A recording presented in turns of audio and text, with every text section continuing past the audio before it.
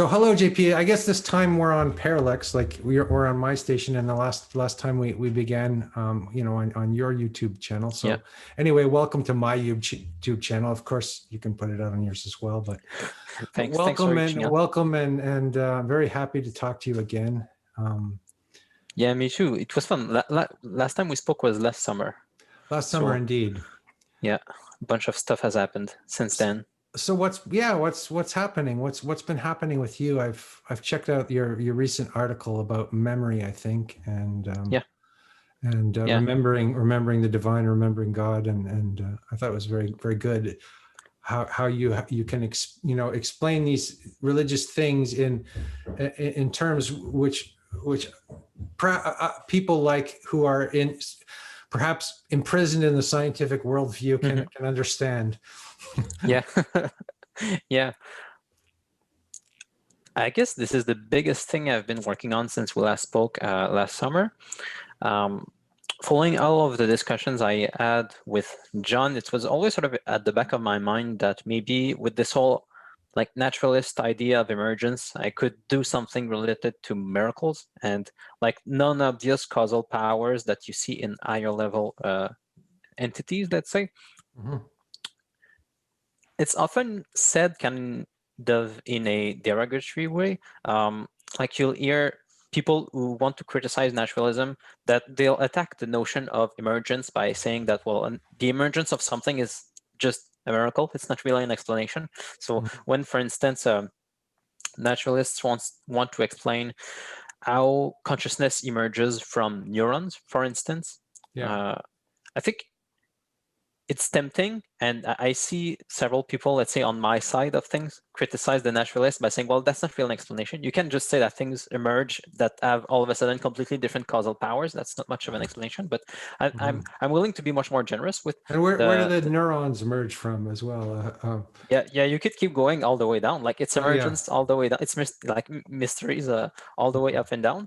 But you can still get a bunch of explanatory power, even if you admit like these emergent jumps, and they happen at plenty of scales that we're comfortable with. So the classic example in the literature is about oxygen and hydrogen. So if you take at room temperature oxygen and hydrogen, you look at them, they're both gases. Hydrogen is super inflammable. Oxygen allows us to breathe. It will like allow us to do all kinds of chemical reactions. It's not like it will allow hydrogen, let's say, to burn, for instance, but like those two things are gases and they have very like unwater-like behaviors. But if you mix them, then you wind up with something that has emergent causal powers that you don't find in either of the constituents. So water is a liquid, it's not a gas. It will allow us to sustain ourselves via hydration and so on. So you have a jump of new causal powers. And in non-reductive naturalism, you have this kind of jump at different places. You can see it even in, let's say, the way that particles pop out of the like potential layer at the bottom of physics. You can see also a kind of emergence once you get to how different proteins and enzymes and so on within a cell will make an actual cell, one entity rather than just a disparate goo. This jump onto something that will sustain itself via constraints is an also emergent jump. You have the same thing with human beings who emerge from a collection of cells, and our consciousness pops up at this level. So like you can get all of these kinds of jumps, and once you get new causal powers, then you can get behaviors that are not by definition present at the lower levels. So I try to sort of make my way up to cases that are more miraculous. So like a secular example is the placebo effect, or you can think of really any kind of traditional rituals that I bet you find in all societies where people will, like maybe a shaman or someone will give something to someone telling them that it's a cure for what they're doing, and then they have to do a certain ritual. Maybe today they have to take a certain pill every day or something like that. And we acknowledge that this has causal power. Like for us to consider a remedy effective, it has to be more effective than just the placebo, because we know that the placebo itself is already effective. Like the mere ritual of going to the doctor and then like doing like your ritual of taking your pill every day, this has causal power. It can heal a bunch of stuff. So this is a ritual that has non-reductive causal power. And like miracles are just like higher level manifestations. Well, I mean, I was thinking about this native Indian guy. I can't remember. I was reading his book recently called Sand Talk, and he was talking about how he had a feeling that the place he was in was possessed by a ghost, right? And then he does a ritual where he burns smoke, and then to exorcise the ghost. And we don't really think like that anymore. But on the other hand, I have no problem with believing that's an effective ritual, and that he actually would make the place more livable for people. But I wouldn't be able to understand what the causes of that are, or it would just be a sort of, it would just be the fact that maybe maybe my personality, I'm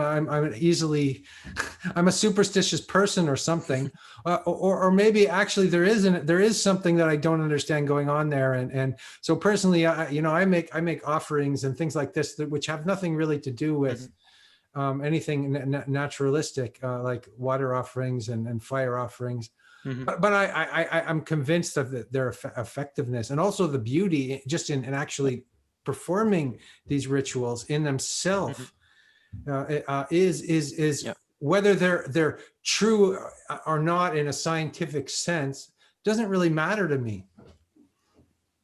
Does that make sense? Yeah, but at the very least, they're gonna have for sure. I think at the very least, they're gonna have a causal effect on you. Like when you do this, when you pray, when you do any sort of ritual, you are getting informed yourself by something higher, a principle, let's say you're getting informed by the rituals that you're doing. You mentioned beauty, like this changes you for at least a while. And even if you're, let's say, during your offering or your prayer or any sort of other ritual, you are getting at the very least informed yourself by what you're doing. If you do something, if you practice something, if you read something, if you see some beauty, it will at the very least change you psychologically for a while. It has this causal power at the very least.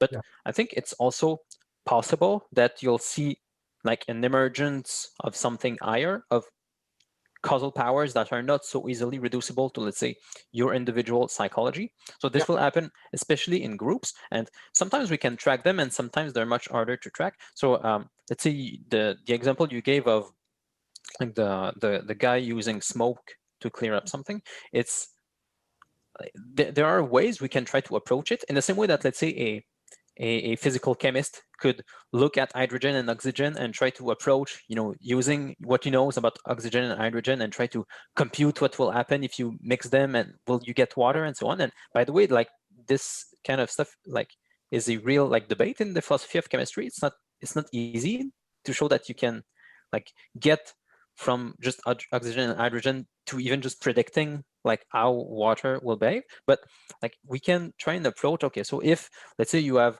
two people who are in a certain room and they can tell that there's something wrong with the room, like something doesn't feel right because of the way things are organized somehow. It could be something that you sense that it's not even explicit. And I mean, this often happens, like we often feel things before we can understand them.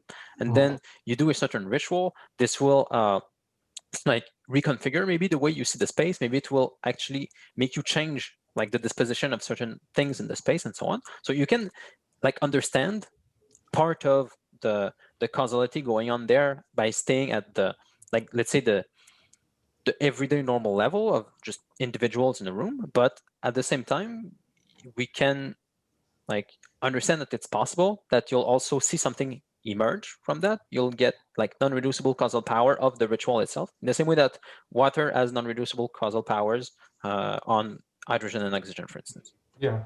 So you were discussing with John about this, and you were trying to. I listened to your talk. You were trying to convince him or make a naturalistic argument for miracles and why Jesus could have walked on water or whatever, right? These kind of miracles that.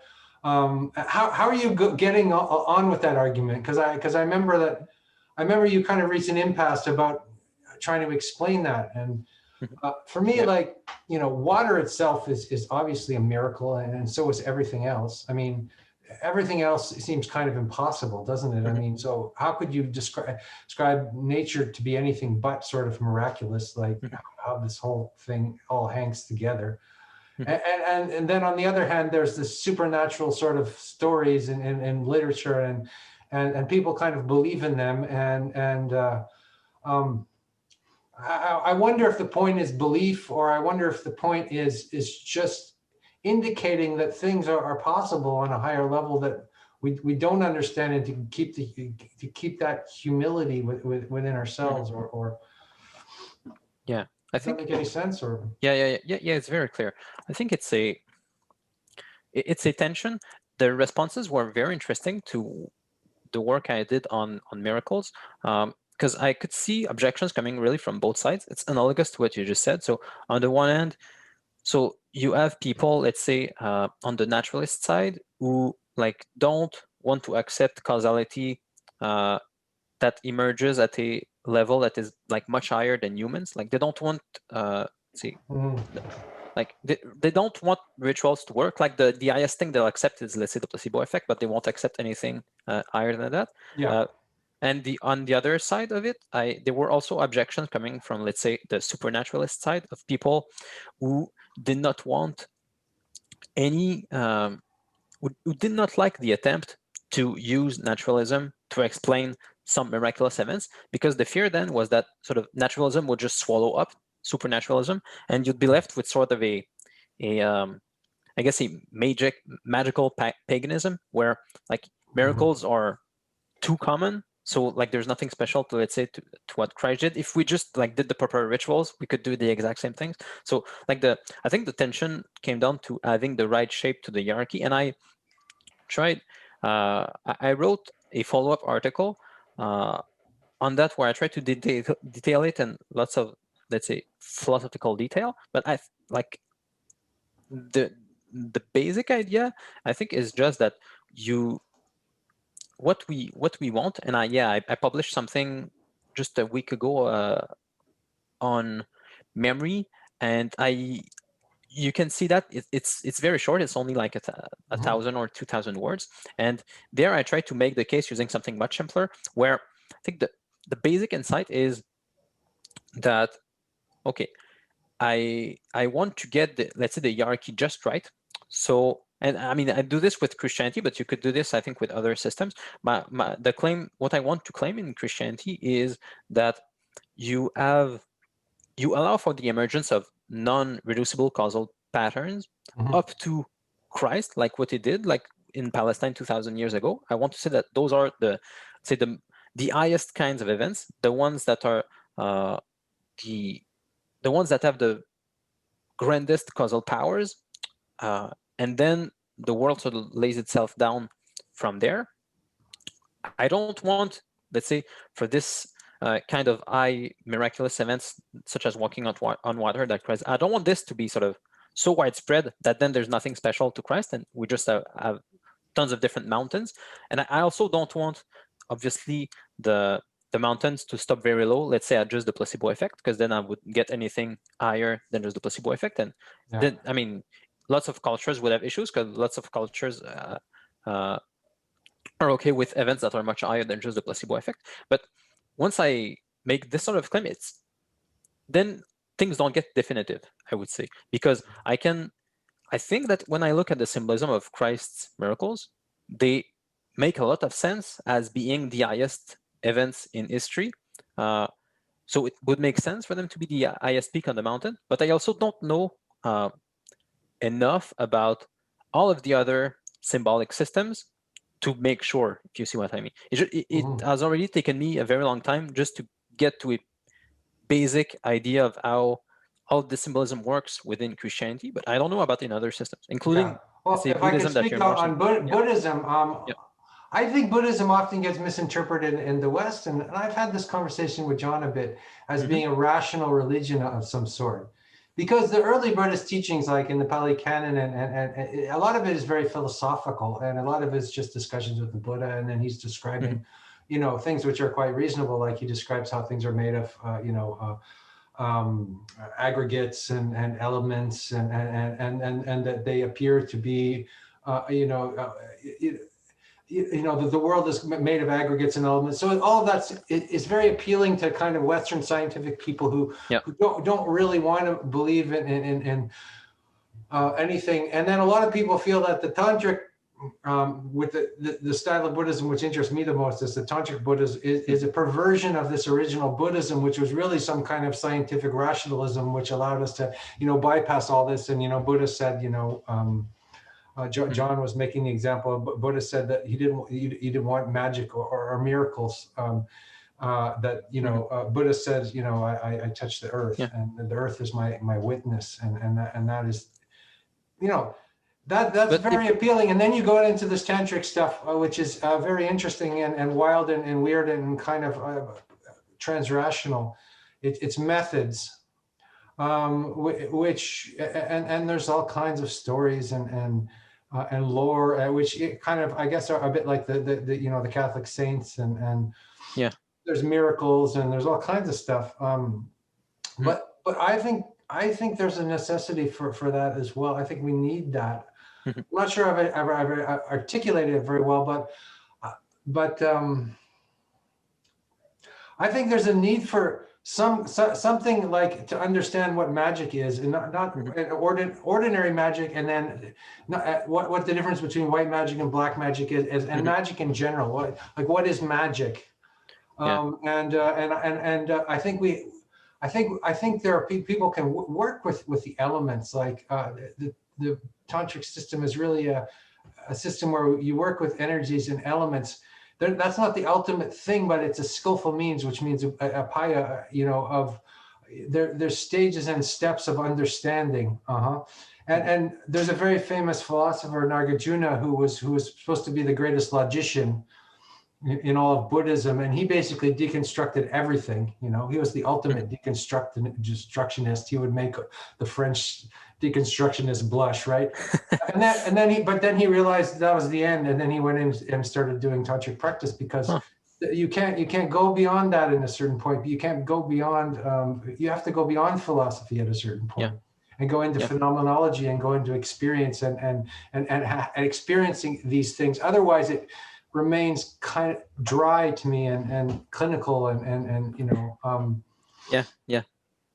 not full of the kind of feeling you get from I guess some peasants in France who are adore. When I was at the Saint Marie de la Mer, I went to see these gypsies. They adore the Black Madonna, and they come up to it and they kiss the statue, and they make offerings to it, and there's something very powerful and deep about that.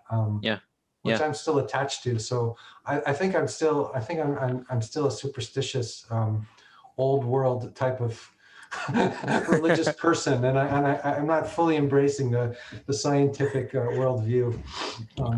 You know what though? The first say scientists were coming up with the scientific worldview, like in parallel, they were also really interested by occult stuff. So like Descartes and Newton, for instance, they spent a lot of time looking into occultism. So I don't know, I've never taken the time really to look into the details, but it's stuff I've heard in podcasts and so on, where first I think like Descartes spent years looking for the Rosy Cross or something like that. I think like Newton also spent a ton of time looking into different. Wasn't he an alchemist? Wasn't he trying to turn lead into gold and all that?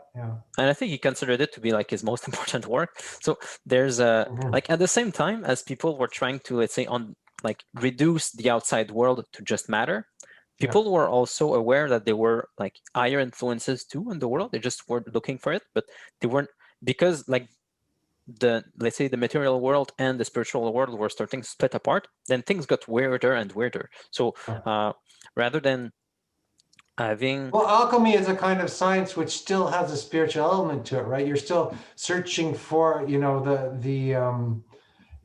still trying to, find the answer to the philosopher's stone. You're still trying to, the gold that you're turning lead into gold, but that's a spiritual process, an internal spiritual process. It's not just an analysis of things and objects. Yeah. So it's science is completely extroverted in that sense and separated from meaning. I think John's trying to bring that back. But yeah, I mean the alchemists were not just like in a lab trying to make stuff. They also had to engage in like ascetic practices. They had to behave well for their reactions to go well. Like and things were often seen in a ritualistic way, where like the macrocosm has to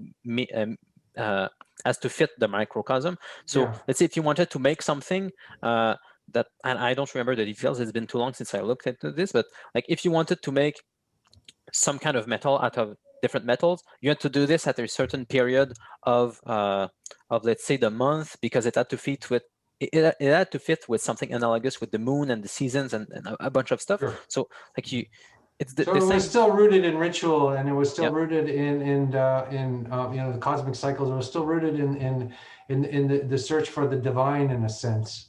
Rather than just a mere description of reality or trying to do I guess there were some alchemists who were actually just trying to make counterfeit gold, but there are other alchemists who are there. It was a search for God, right? Yeah. I mean, yeah, for a lot of them. I mean, I've heard this. I think I listened over like the Christmas season. I listened to Jordan Peterson's Maps of Meaning, and he talks about alchemy for quite a while in the book, and he did mention something to that effect, like the fact that sorry, can you remind me the example you just said? Well, I was talking about turning lead into gold, or which example, or I think that one he mentioned explicitly, like the fact that a bunch of the alchemists were, let's say, trying to do to turn lead into gold. They didn't seem to have that much like physical success in what they were doing, but despite that, they kept going for like hundreds of years, like of traditions of alchemists. Because they weren't really trying to turn lead into gold. There was something else going on. I mean, we can already. I think today you can turn lead into gold. It's too expensive a process to bother with doing. But of course, it's of no interest, right? Because we can do it, and because it means nothing.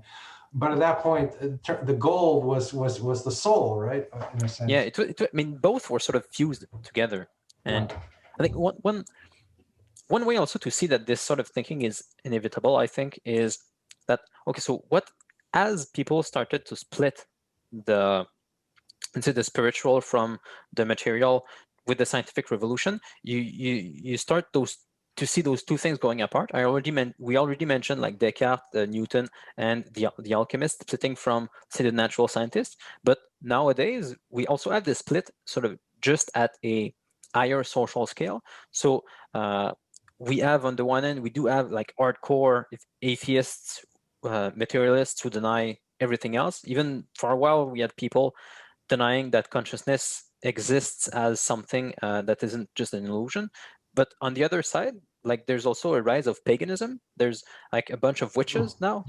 I saw some funny stats about that. It's not clear because we don't have great stats on that stuff, but it looks like there could be like a few, not a lot, but a few million witches now in the US. So like so the more hyper rational we get, the more hyper pagan and hyper pseudo spiritual people get, or just superstitious people get. Those things kind of go hand in hand. Because there's no coherent symbol system. There's people are just grasping at things in the ether and trying to make this homemade spirituality out of pieces of a broken culture, right? And they probably, like, the fact is that they probably do see some weird stuff. Like if you engage in some occult practices, you'll probably see some weird things happen that are not easily explained. There's no doubt you will. I mean, At least you'll get something like the placebo, and that's already quite something. If you do a certain ritual and you're healed of something, then I mean you're sort of going to be sold on it, and it's going to spread and so on. So, but it could go higher than the placebo. Like it's hard to dismiss that. So, like no doubt, I think you'll see this split sort of more drastically increase, let's say, as the witches and the atheists are not talking to one another. Like I don't see how things could go better. And like this wasn't an issue when all of this was integrated. So during let's say before the the Renaissance, when this started to split, you had like a solid integrated worldview where with Aquinas, for instance, you had like different layers of being, and it was understood that, of course, when let's say he used old school terms for, let's say, when my Aquinas, who was also an alchemist, wasn't he? Didn't he write this big book of alchemy that? I don't know if he wrote alchemy. I know he wrote this massive book of alchemy, which a lot of people believe that he wrote, but it's not official or That's interesting. That's possible. You should check it out. I can send it to you. I forget the name of what it was, but yeah, I'll definitely check it out. Apparently, he was very engaged in alchemy as well. Because I mean, in that world, in Aquinas' worldview, there are layers to beings. He didn't know about cells, I think, but you still add different layers. So we have what they call an intellectual soul. That's like in modern cognitive science term, we would say our mind, our consciousness that informs our body, and our body, within our body, we have an animal soul. That's just what allows us to move and sense things. And then under that, we have a vegetative soul, which is just like the very basic functions of, let's say, the heart pumping and breathing and very simple stuff that's not moving. So we have these different layers of beings within, and below that, even I should say, there's like the mineral, right? And eventually you get to just matter, which is just potential, like what's at the ground of physics now, what's at the ground of physics now. So in Aquinas' worldview, you have all of these layers just within human beings, but there was also stuff higher. There was also like hierarchies of angels, and ultimately you would reach to God, who is beyond all of that hierarchy and grounds all of that hierarchy. So like in the same way that I can inform my body in ways that are not reducible to just my cells, for instance, well, you could also have some angels, or you could have God, who would influence the lower levels of being in ways that are not explainable just looking at those lower layers. So like let's say the people who are drawn to witchcraft nowadays, they would have a place to fit within Aquinas' hierarchy.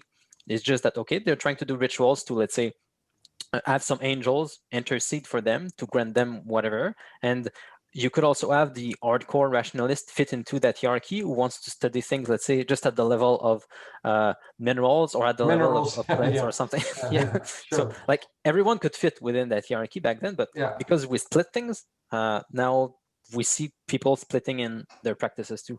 Okay, so we have this big split. We have this death of God, in a sense. We have this worldview that Aquinas, held.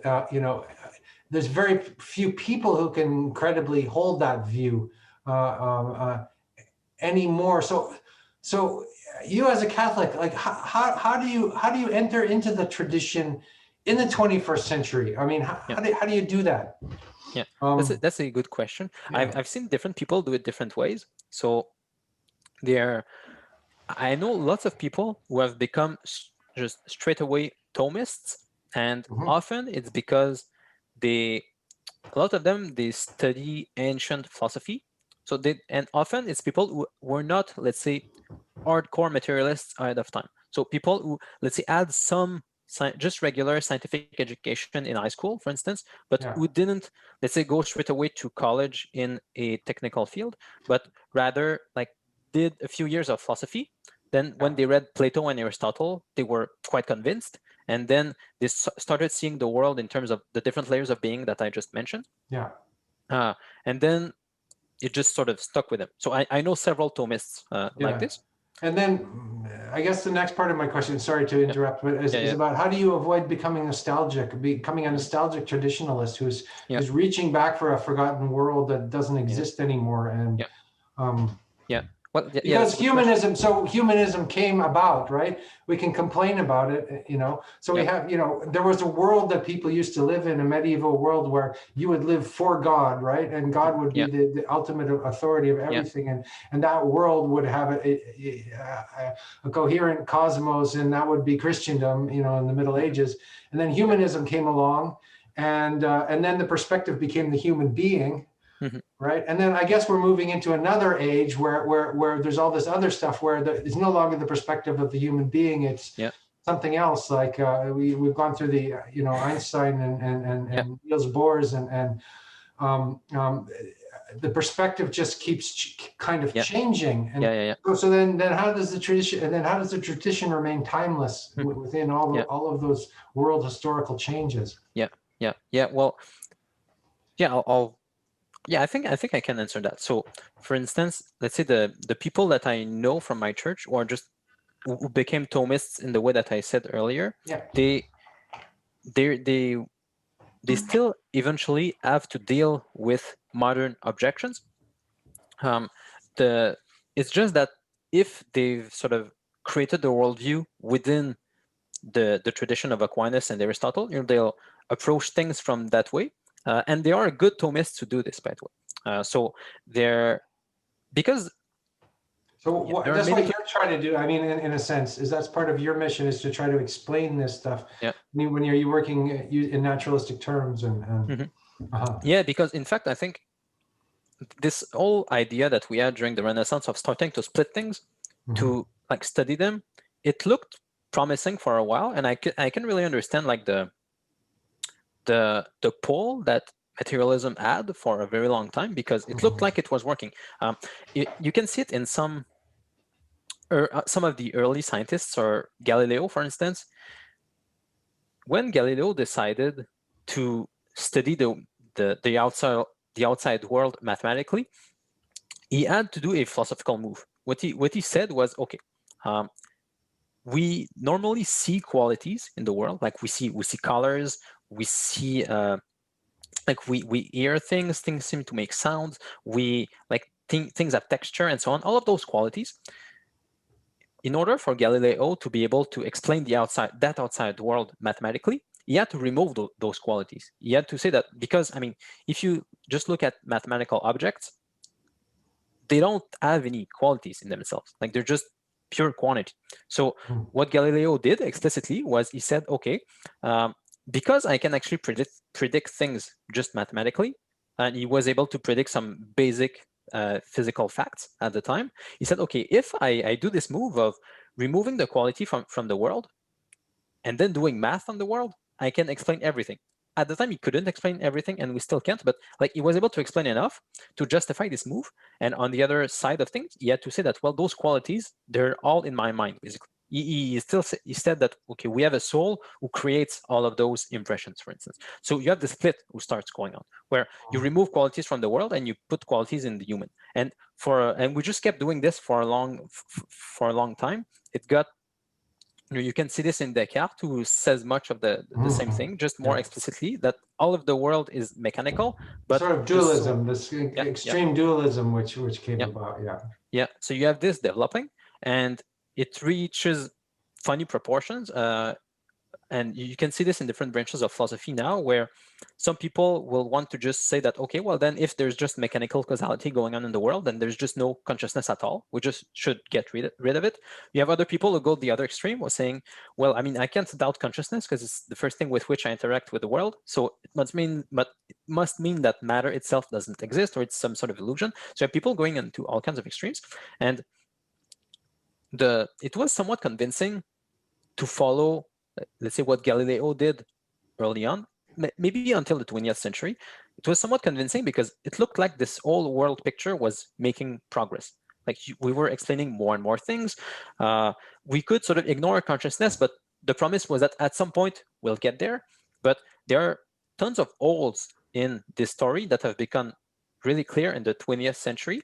And there are good Thomists who point out the holes and show how, let's say, Aquinas and Aristotle were able to like go and explain all of those things. And they try to, let's say, use naturalism to say that, in fact, you can keep all of your natural facts and house them within Aquinas or Aristotle, and they'll make much more sense. So there's a really good book on that by an American Thomist named Edward Feser. The book is called Aristotle's Revenge. He wrote it just a few years ago, and he does exactly this. So he goes through several problems that we have in, let's say, the reductive kinds of naturalism. For instance, the idea that, okay, supposedly you could reduce everything down to material particles at the bottom of things, but I mean, that doesn't work, because there aren't particles at the bottom of things. They're just fields of potential. So Aristotle had a category for that. It was called matter. It's just the potential at the bottom of things, which can be informed by patterns. Another problem that we have today is the hard problem of consciousness. Doesn't seem like there's any way we can explain human feelings, emotions, sensations, and so on, if we just resort to the category of neurons, for instance. Like, it doesn't seem to work. For a while, people could try to pretend like they were eventually going to get there, but like it has become clearer and clearer in the field that it doesn't work. So people have to resort to older ideas, such as Aristotelian ideas, where the mind is the form of the body, the soul is the form of the body. It's a higher level pattern that informs the body, and it fits really well with, let's say, what John says in terms of non-reductive naturalism, where the mind is a higher level pattern that constrains the potential that you find in my neurons, for instance. It's a complex dynamical system that informs its lower levels. So Aquinas had a word for that. So did Aristotle. It's the form of the body. It's the soul of man. So, and you can do this with other problems. Like Feser also does it with problems, for instance, in explaining life, like the category of life. And I'm not as familiar with the philosophy of biology, so I couldn't really go through easily with the argument, but he does it with a few things. And this is a way to make, let's say, Thomism viable to people who have naturalist objections. You can show them how they can keep all of their naturalist facts, but rather than trying to bring them in a reductive worldview that it's all kinds of roadblocks, you can house it in a more Aristotelian worldview. Yeah, and you get to keep all your facts, and they're actually much more neatly organized.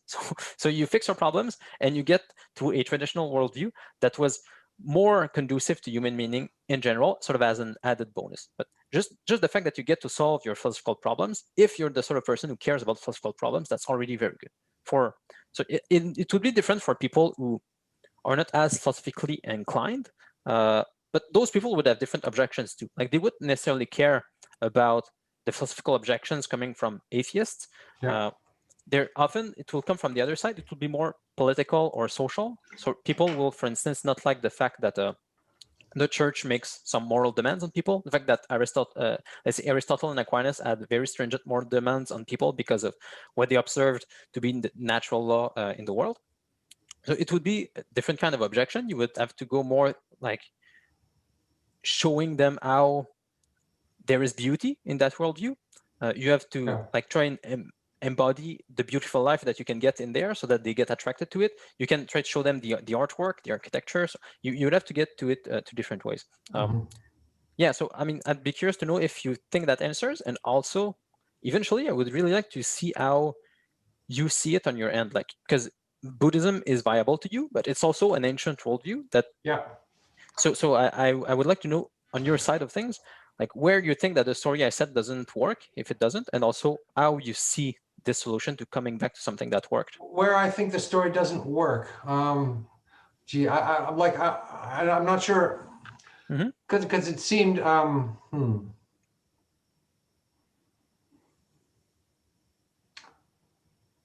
Well, I think in Buddhism there's no things. There's no such thing as a thing. So that's very modern in a sense. I mean, there's a way in which if you follow the logic of Buddhism up to the Dzogchen, which Dzogchen is sort of like it's supposed to be the ultimate view or something, but it's where the high meets the low, because it's just the base at the same time. So when people think it's the ultimate view, it's actually the low view as well. But you move from these stages. So you move from Hinayana, and Hinayana means the lesser vehicle. So it's discipline and renunciation, and then you move to Mahayana, which is the open vehicle, which is compassion and love and all that. And then you move into Vajrayana, which is the diamond vehicle, which is the esoteric secret kind of. So there's these three vehicles, and then the whole thing gets kind of like overthrown. So the whole thing gets kind of overthrown. So I guess it fits with everything becomes non-dual. So it fits with this a perspectivalism of the modern world, because So you move from, let's say, you move from, if you look at art, so there's this iconic art which is community based, and then there's the individual art which is expressive, and then there's Cézanne who paints the mountain, and in the mountain there's you have the total non-dual experience where you're not actually painting. I'm kind of rambling here. I'm not sure if I'm being. It's good. I mean, I have a question that I want to. I'm not being quite. So you're not sure if the mountain that Cézanne paints can be viewed from any perspective at all. It's color and light, and so you're not looking at something and painting it. You're not looking at the horse or the mountain and painting it in a realistic sense. You have this immediate experience of the mountain. In Zen they say mountains and rivers are mountains and rivers, and mountains and rivers are not mountains and rivers again, and then mountains and rivers are mountains and rivers again. So you go through this kind of there's the concrete where you live in a world that seems coherent, and then that is deconstructed, and then it arises again, but it's the same, but it's not the same. Okay, yeah. So I don't know if any of that made any sense. I'm kind of rambling, or if I don't know if it's I'm following your thread very well, so I apologize for that. But I mean, there's some of it that I understood, but yeah, I have a lot. I would have lots of questions in there. But one thing to start off is to try and stick to the original question was, let's say, like I guess I would imagine that the hard part for modern people would be more the esoteric part that you mentioned. Yeah, because it doesn't make any sense. Yeah. It does in a phenomenological way and in a feeling way, but it's not. When Can you give an example? When you enter into it, well, like this painting here. I mean, it's a swirling mass of color and lights, and there's a blue man with 3 eyes, and there's a naked white woman, and they're holding weapons, and there's fire coming up from below, and there's a green halo behind them, and you meditate on these things, and so why would you do that? Well, you're kind of breaking down your ordinary perceptions in perhaps the shamanistic way, and then arising as something else. So it's, I guess you would call that in Christianity liturgy. It's a kind of liturgy where you so anyway, there's all these visualizations and mantras and mandala offerings, and you make prostrations and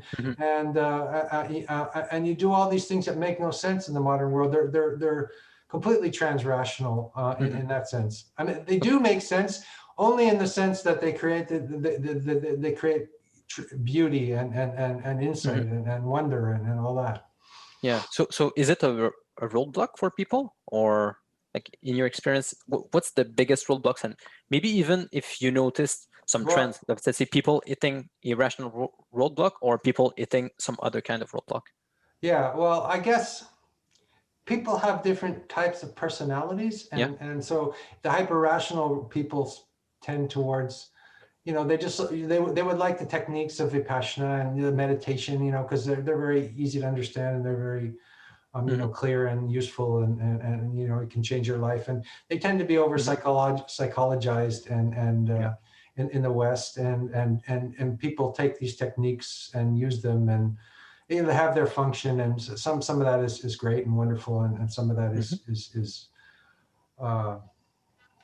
sort of what I call Buddhist Protestantism or something, because it's you just take what you want, and then all of these have their roadblocks. I guess that the roadblock for the Vajrayana tradition, because it comes from Tibet and India, is people wanting to be very esoteric and wanting to so they miss the simplicity of it at the same time, right? It's very they get attracted to the esoteric, and they get attracted to the esoteric, and they get attracted to and they want to develop a Tibetan cultural persona, and it doesn't work, and it only works.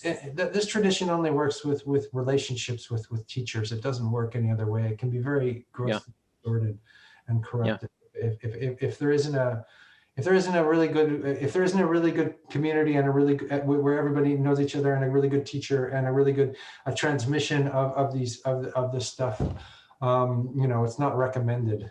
Yeah. Yeah. So Yeah. I don't know. There's a lot of roadblocks.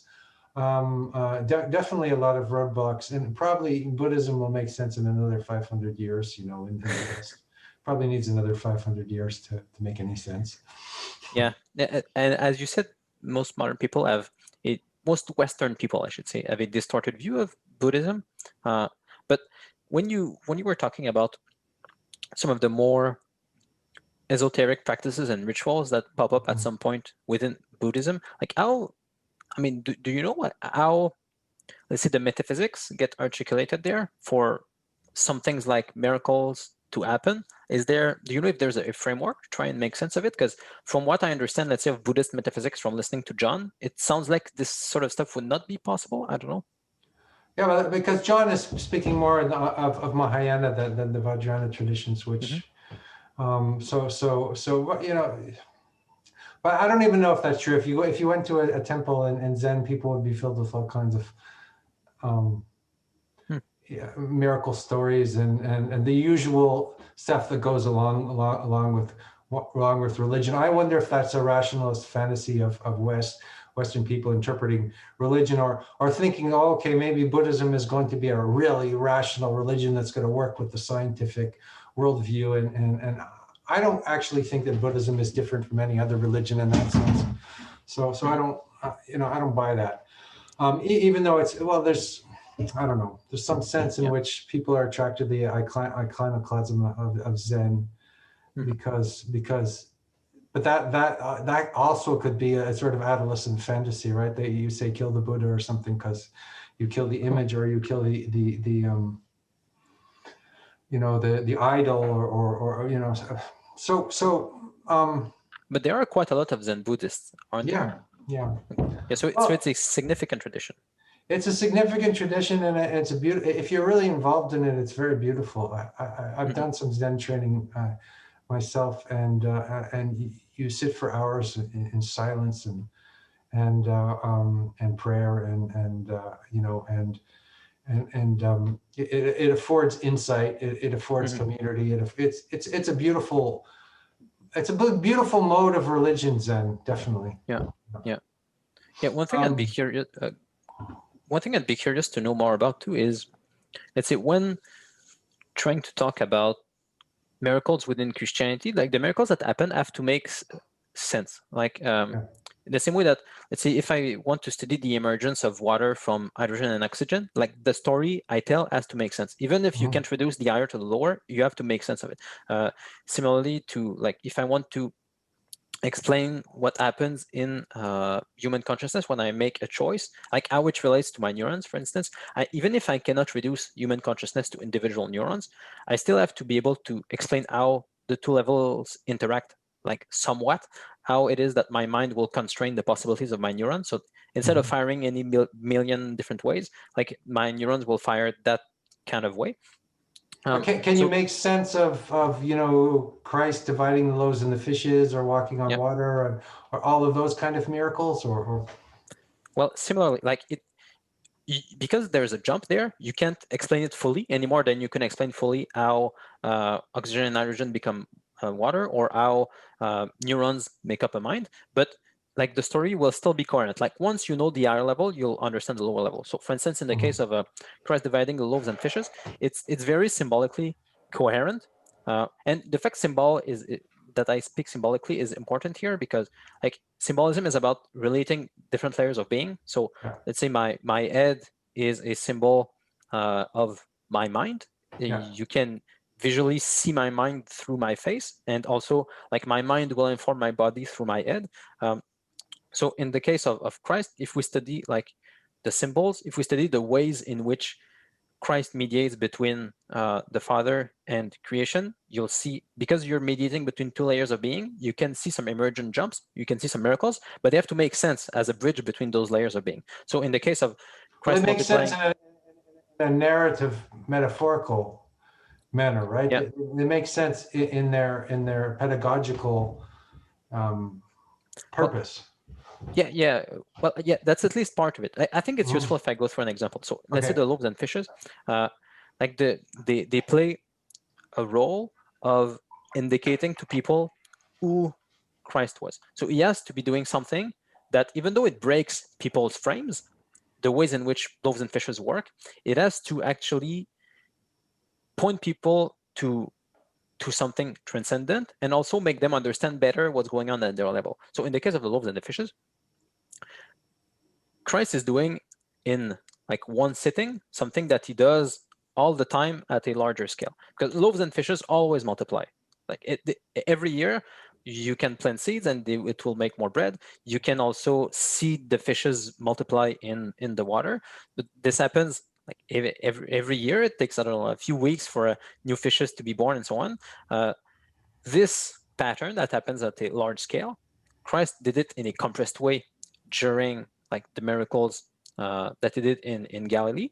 And this bringing down of a cosmic pattern to something at the human level allows people to recognize in Christ the creator of the entire thing. So this, it's what you're saying about in your article about the memory of something combining the high and the low, or something. Yeah, like it's that. you can see it this way. Let's say you can say that it's Christ, like the incarnate God, remembering the Father who is completely outside of creation. You have this remembrance, this connection of the highest principles that causes loaves and fishes each year to connect at the very local level of Christ multiplying loaves and fishes. So if you look at all of Christ's miracles, they'll always be sort of bridging between layers of being this way. One I like that is useful at getting this idea across is the virgin birth, which lots of people have like a very hard time with this one, especially. Tons of people are okay with all kinds of miracles, but if it gets to sexuality, people get touchy. But like the virgin birth makes a lot of sense, because you can see it in two different places. For instance, like the fact that God could create a human being from a missing spermatozoa, you can say. You have the egg, but you don't have the sperm, and still you can create an entire human being from this. You can see it on the one end as something that God does every instant. At every instant, God, the ground of being, gives rise to beings from nothing. So we are contingent beings at every instant. Like we could stop existing. There's nothing in me that says that I should keep existing, no matter how low. Appearance itself is sort of a virgin birth happening at all times. I see. Yeah, there's always, at the cosmic level, there's always a creation that is imaged in the microcosm of the virgin birth. And it's even the same thing in time. If you look at the Big Bang, for instance, the fact that God could create the world materially out of nothing and then start time and space from a certain point out of nothing is the same process at the cosmic scale that happened at the personal scale within Mary in conceiving Christ. So if you look at all of Christ's miracles, they'll always be doing this kind of thing where you can recognize that you're dealing with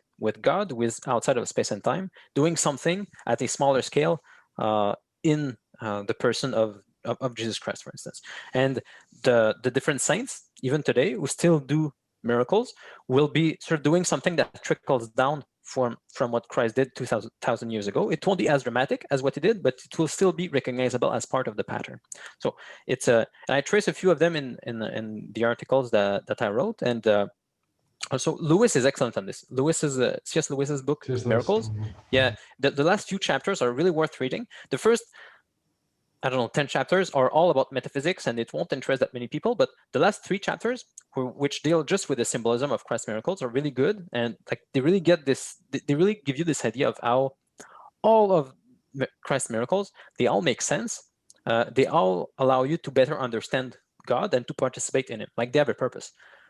And Lewis contrasts this with, there are some pagan miracles that don't seem to make sense. Like they just seem arbitrary. For instance, like you will have a tree transforming in something. You'll have like, gold appearing out of nowhere. Like if you don't get actually a better understanding of God and of the world after a miracle, then this was probably not a miracle. It was probably just like you being superstitious, making something up. In the same way that once I have the idea of how, let's say, of what water is, then I can explain why it is that oxygen and hydrogen behave this way. Or once I know that Andrew has a mind, then I can explain why your neurons behave this way. Once I know the higher, once I know the miracles, I should be able to better understand things that are lower than the miracle. So that's what Christ's miracles do. And because of that, it seems plausible that they happen. Yeah, like you're describing the coherence of symbolic thinking, right? Yeah. I mean, and you probably have some, I mean, if there are, let's say, very famous and well thought out miracles within Buddhism, like if there are miracles that stick, let's say, to people, they will probably make lots of symbolic sense too. Otherwise, they probably wouldn't stick. Yeah. Do you know any that could be interesting to talk about? I don't know about any of, let's say, Buddhist miracles.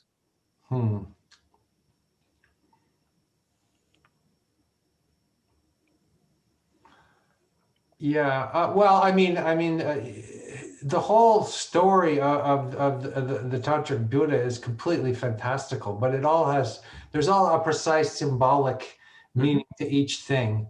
He came out of a lake on a lotus, and this sort of thing, which doesn't, again, it's like the virgin birth. It doesn't make any sense, and there's but it's consciousness arising from nothing again. As you're describing. Yeah. And a way of saying it, rather than saying that it makes no sense, it's better to say that, like, let's say we accept it as as something that is not coherent by itself, but that then explains a lot of things.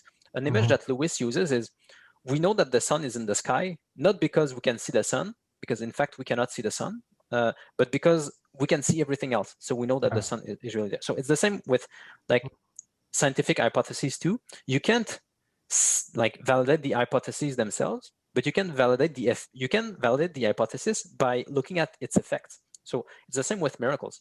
If, let's say, you suppose that a miracle happened, and then you get to explain many things, then you can get a good idea of why the miracle happened. So let's say in the Buddha arising from a lotus, as you said, it makes symbolic sense. It's like consciousness arising out of nothing, out of the depth. Or pure consciousness arising from the mud, from the darkness, from the Yeah. So that makes sense. I thought of one as you were speaking. There's a story because all the Buddhist schools, they were kind of arguing with each other, and there was an argument between a Chan Buddhist, who was a Zen Buddhist, and Padmasambhava, who was the Tantric Buddha. And apparently the Zen Buddhist kind of won the argument. And then a mountain fell on top of him. So who won the argument? I don't know, but he won the argument intellectually. But then Padmasambhava calls the mountain to fall on top of him. Yeah, that's very good. It's like some, I guess maybe, I don't know, the revenge of the practical, or the fact that, especially mountains often have to do with hierarchy, like the fact that there's potential at the bottom of the mountain. You're just sort of in potential. You can plant things, they'll grow. There's like trees, plants, and so on. But as you ascend, you lose that potentiality. Like you get to just like snow or stone. So there's no more potentiality. But now you see everything. Like you can then look at all the patterns.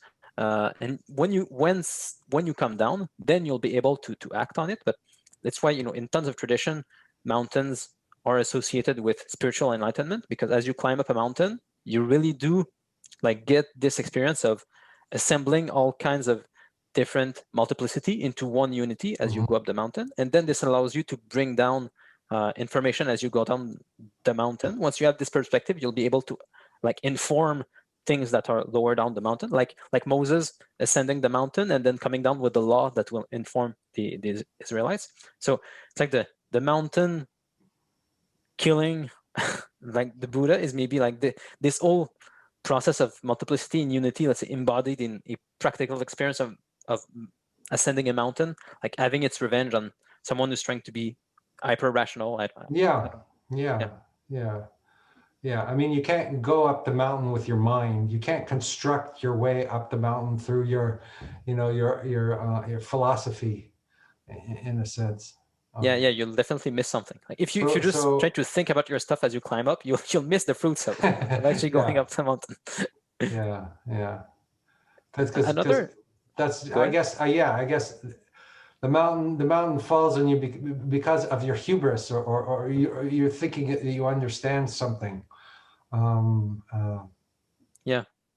Another aspect, it makes me want to bring it back to the question you asked earlier about what, let's say, prevents modern people from adopting those more traditional worldviews. We sort of talked about one side of it, where some people, let's say, could not accept rationally some of the older ideas, but like there's the other side of things that has to do closely with miracles, I think, is they are, as we said, some people who are drawn to the more esoteric aspect, people who do rituals, like people who do witchcraft nowadays, and like those people have a different kind of problem to come back in more organized traditions. And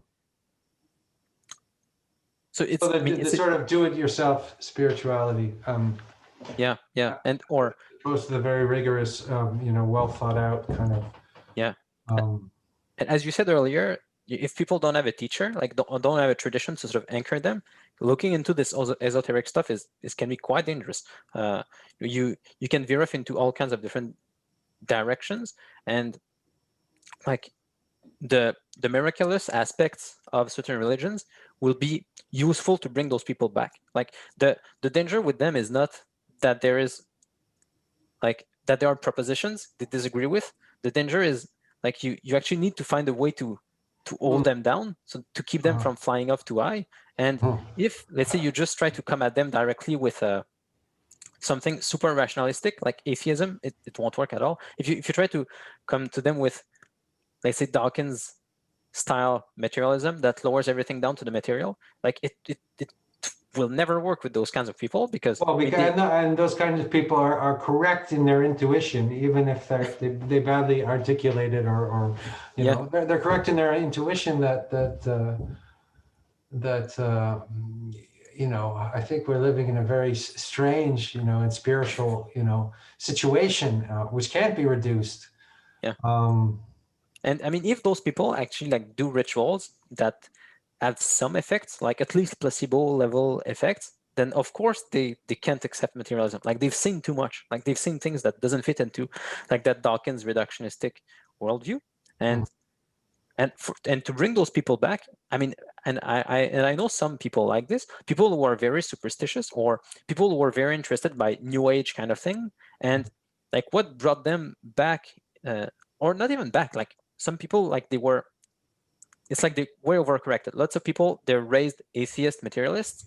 At some point, they get interested by like occult esoteric stuff, and then they go way off, and they engage in all kinds of magic and weird stuff that's not too good for them. But I've seen people like that come then later to traditional kinds of Christianity, because it's a way to integrate this more mystical, mysterious aspect. Yeah, sure. And I know people like this close to me, or like, let's say, very pious people who pray a lot, who always like pray for miracles and stuff like that. And like it's a way to ground their, let's say, spiritual desires into something that fits within a whole hierarchy. And I know people like, there are like different kinds of Christians you'll meet. Some people are more, let's say, rational, skeptical of everything, and some other people are like accepting of a lot of stuff, and like their priest has to calm them down and so on. And I wonder if there's something like similar in Buddhism, where some people are like really into the miraculous, the prayer stuff and so on, and they have to sort of get brought down to something. Oh yeah. Yeah. I mean, well, again,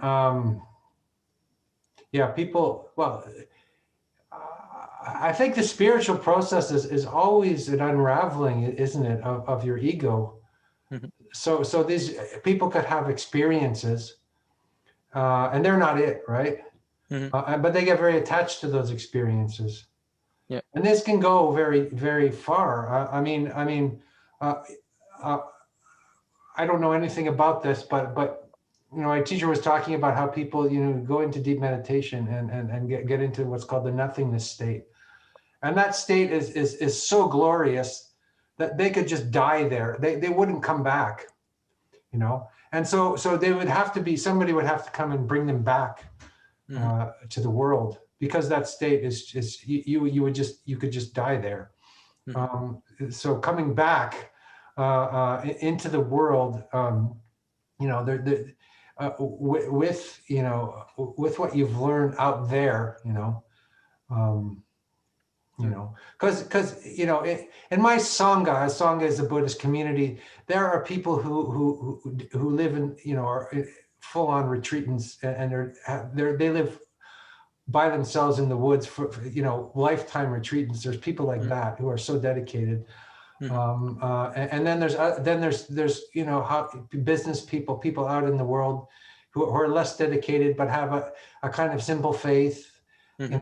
And then there's other people who are more intellectually oriented, and you know, in the Hindu tradition they talk about there being like the jhana yoga people are the people who are just refined. Like I think you're a jhana yoga person, because you're very into understanding things in a refined intellectual manner. And then there's other people who are karma yoga people, and karma yoga means work. So their work is how they come close to God, so to speak. And then there's other people who are devotional, you know, and their pure devotion is what. So for a real spiritual community, you have to have all these things, I think. And if you know, and all different types, and maybe some people who are a little crazy and out there, and then other people who are way too serious, and you know, but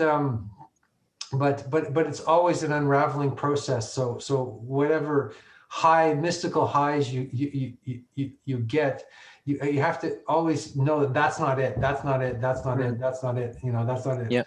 All the way through to the end. Yeah, that's a really good breakdown. I really appreciate it. Those three categories of, it works, and it maps with people I know, like around within Christianity. Yeah, that's a really good breakdown. Okay, yeah. Often the simple devotional people go the furthest in a sense, because they're less, and the intellectual people get kind of tangled, like in their own conceptuality, but you know, I mean, maybe I'm being too judgmental, but. It's hard to say. We have, at least in my tradition, we have saints in all three branches, I would say. There are saints who are always very simple. Like, for instance, fairly recently in France, and there is Sainte Thérèse de Lisieux, who is known for being super simple. Like, she joined a Carmelite convent when she was really young. I don't know how young like 16, maybe even younger. And she spent all of her life into a tiny convent, like, I don't know, just a few times bigger than this room, maybe, with just a few other sisters. And she did just very, very simple things. And she was a cloistered nun, so she didn't really meet anybody besides the other nuns. But even just in the very simple things that she said, people could recognize that she was very holy. And like, because of that, people made sure that she would write some of that stuff down. And she ended up writing several books that have become like big spiritual classics, and she had basically no education. She just wrote using very plain, simple language, and it keeps like giving people deep spiritual insight, even though she was very simple, and she was just a very devotional kind of character. There are other kinds of saints, like, let's say, Saint Augustine or Saint Thomas Aquinas, who are much more on the intellectual side of things. Yeah, I love reading Meister Eckhart, and he's sort of a wild mystic too, isn't he? Yeah. I guess his life, he was sort of very bureaucratic and very like inordinate, you know, very worldly, but his sermons. Yeah. I don't know much about his life. I haven't taken the time to read much about that. I just read like a few of. I think I read just one book about his metaphysics, basically.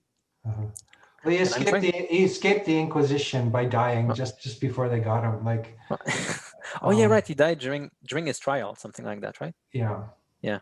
And at that time the Inquisition was rough. Even Aquinas, for a few years after his death, like some of his stuff was put on trial to be declared maybe heretical. And his teacher, I think Saint Albert the Great, had to like defend up Aquinas' thesis, and then eventually Aquinas became like the big name in Catholic theology. But yeah, the Inquisition was rough for a while. I'm trying to think about the third kind of saint too, because yeah, there's also saints who founded a lot of things, who were very active in the world, let's say.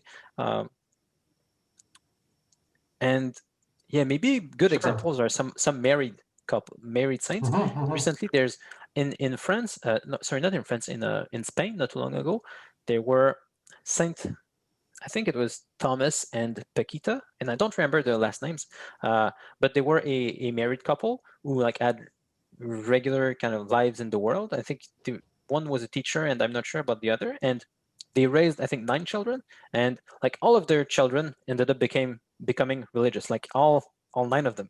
So something crazy like that. But they had just a very active life in the world. So yeah, there are those 3 different kinds of it matches with even what I see in Catholicism. I mean, well, I think it's the same in Buddhism. There's also stories about, you know, different masters who were, you know, Marpa was a farmer, and then Milarepa was an ascetic.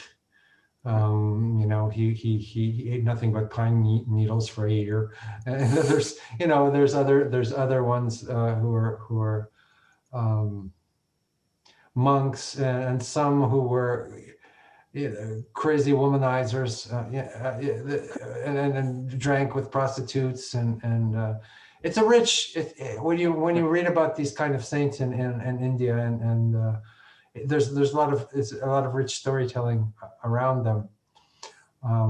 I guess the common thread is just this total devotion and authenticity, which breaks through as you say, that breaks through the pattern of the world, like, and that's what a miracle. I think that's what the idea of such people are sort of miraculous when you meet them. They break through the pattern of the world. Yeah, like they exist at a higher level where they're like you can see greater patterns emerge around them. I think a good example of that right now is Jordan Peterson, because his life is quite more mythological than most people's lives, I think. If you look at all of what has happened to him, like all of the weird illnesses in his family, the fact that he could only eat meat for a while, the fact that his wife got miraculously healed after doing some, there was like one weird, I don't know what it was. I listened to an interview she did. I listened to it this morning. I guess she gave it probably just a few days ago, but like one time she was basically healed of something. I mean, not healed, like it was a kind of ceremony she did before an operation that went very well. And like it was some strange ritual that she did with Jordan. And then afterwards she had a complication, but like it's basically prayer that cured it. And then like Jordan, with all of his fame that comes and goes, and like him becoming like ecstatic, and all of those weird. I think he's living the Job archetype or something, like, you know. No, I mean, he's like he had everything, and then he had to lose everything, even his own mind. Yeah. You know, and then he comes back again in some strange miraculous way, and it's like he's living out the Job archetype. I think like that happens to a greater or lesser degree all the time. These stories are so relevant because you know we all have these sort of mini Job experiences where we lose something great and then we come back into the world and we see the world with new eyes, but his is quite quite intense. It's sort of a more at a higher level, like weirder things happen there. He would say that he's, you know, somehow, I don't know. I think he had a kind of a Christ complex or something, or he wanted to save everybody, and then he maybe had to learn that you can't do it on your own, because it was almost like, I love the guy. There's something wrong with this philosophy of just pulling yourself up by your bootstraps and that being it, you know. Of course that's an important step, but you feel like he's still looking for his community or his church or his sangha or his, you know, whatever. His narrative is not closed, let's say, but it's definitely taking place at a high level. And I think that's why with lots of saints you can see all kinds but of also weird... like, why would you keep going into the world and talking to journalists over and over again? You know, when I don't know, why would he keep doing that? It's very odd. It's like, Yeah. I was thinking that it's like At some they're point, out to get him. They're out to scapegoat him, you know, on almost every level. And then he keeps coming out and saying, "Okay, here I am again. Crucify me again. Go ahead," you know, or something. I don't know. Yeah. I didn't look too much into the recent debacle that happened, but yeah, like apparently from the little that I saw, he wanted to sort of come back after a while, and he tried even to be careful, because apparently, like the first time they spoke to her, she looked okay, and so everything sort of looked right, but then the piece came out and it was total mess. So yeah, well, no, I mean, I listened to the first piece and I thought, wow, what a story, what a thing he's been through, how incredible, and how heroic his daughter was to try to go against all received wisdom to basically try to save the life of her father. I mean, it's an amazing story. And then you get this write up where it's like I got a French word, décalage, the gap between those two worldviews and what's actually happening, and the narrative, the story that people are telling about it is it's hallucinatory. And to come back to saints in general, I think you, in the same way that Jordan lives at a higher level with weirder things happening, like around saints you see weird things happen too, like all kinds of miracles, and even after their death, because one of the signs, one of the criteria in the Catholic Church to be canonized after death is for people to pray to you and for you to intercede in a way that miracles will happen. So like one way to say it is, I'll try to say it in a way that's closer maybe to the placebo effect. Like you do the ritual praying to a saint. So a few people, let's say, who are sick, gather, they pray to a certain saint, and then some weeks later, turns out that one of them was miraculously healed. Then the miracle, I mean, there are investigations to make sure, like, okay, people were just praying to this saint, for instance, let's say.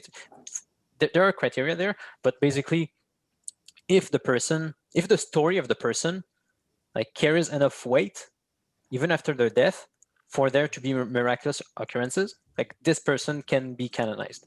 The story is recognized at a high enough level that it has causality even after the death of the person. Interesting. Yeah. Okay. We've been going for a while, and I feel like I'm getting a bit fried. I don't know. Did you have other questions on your mind? No, perhaps that's good.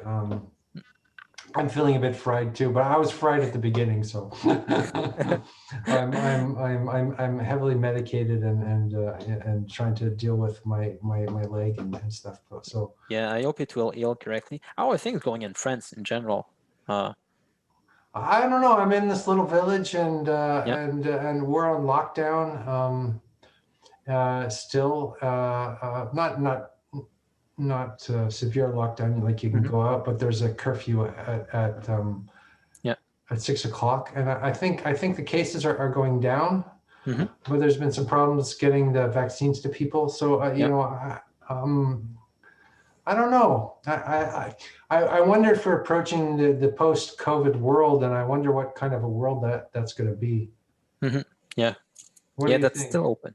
Yeah, it's still open. It's weird. I see people on really both sides of the spectrum around me, and I don't know what to really think myself. So I see people, let's say, who can make a very coherent narrative for the worst case scenario, like that we're gonna get somehow we will be much more limited or much more tracked. Not necessarily that we will get chipped and so on. That's sort of a metaphorical way of explaining it, but people came out recently, I think in Canada, with the possibility that we would have a biological passport, like some sort of passport that we would use to just to move around and be accepted into something. So it's possible that there'll be more control. So I can see people making very, let's say, drastic narratives in that direction. And I see some people making like the totally different narrative of, okay, well, I mean, we're going to get vaccines, things are going to go back to normal because people want to go back to normal actually, and then everything will just be back to normal. So I can see, and now I think let's say all of the data that we get is open enough, is not precise enough that it could go in both directions. Like it feels like it's still we're still just living in potentiality. Like we're waiting for the narrative to manifest itself. It's still not clear which way it will steer. We don't know. Well, we know that there's a lot of grief and probably people will be scarred from this. You know, a lot of people, and there'll be a lot of mental illness and you know that. I don't know. I've been listening to John and Jordan Hall talk about grief, and I've been thinking about how necessary it is to grieve on some level. What's going on in the world? Just allow oneself to feel the pain rather than too hastily react to whatever's next. Yeah, it's been good. I mean, it's been a good time for you to get definitely your surgery because you don't move around much anyways. Yeah, that's true. Yeah, that was the good thing, is I could still teach my classes, and I didn't have to commute. And but very odd time. Yeah, I'm mostly Even let's say if we can, let's say, make good decisions for ourselves, I'm still really sad about some other stuff that's going on. Like I spoke to a friend recently who is a teacher in California, and says that like over there, children have been having school remotely for almost a year now, and it's really messing them up. Like they're having harder and harder time just staying focused. Lots of them are just watching terrible stuff on their laptop while they're supposed to be in class, and the teachers know, but they can't do much because I mean they're home basically. So there's it's all kinds of sad things happening to many people, and it's tempting for me not to grieve much because personally things have been sort of okay. I made some decisions that made my life. I mean, there was a dip definitely initially during the adaptation period, but for like I don't know 10 months it's been pretty good. So it's tempting for me to not grieve too much, but I'll try to keep the others in mind too.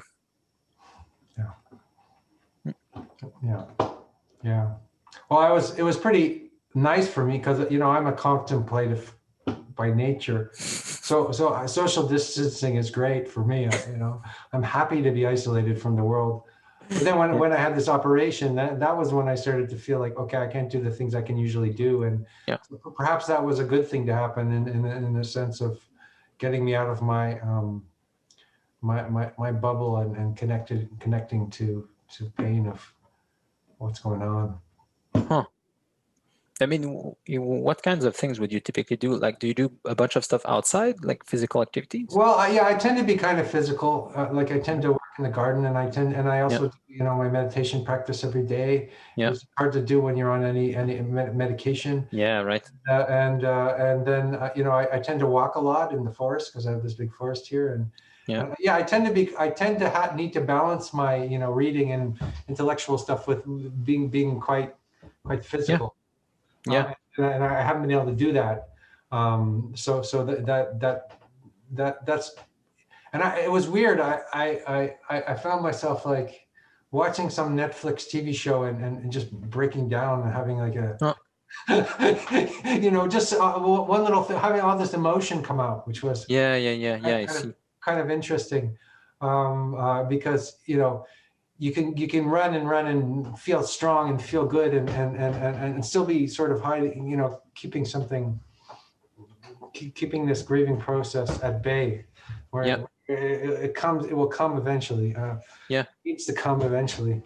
At some moment of, let's say, on an individual level, and also maybe on a larger level, in a larger sort of sense. Anyway, I won't keep you any longer, JP, but it's always a big pleasure talking to you. I hope we can do it again. Yeah, sure. It was fun. Thanks for reaching out. I'm sure we'll do it again. Awesome. Okay, well, have a good one. Bye, Andrew. Take care.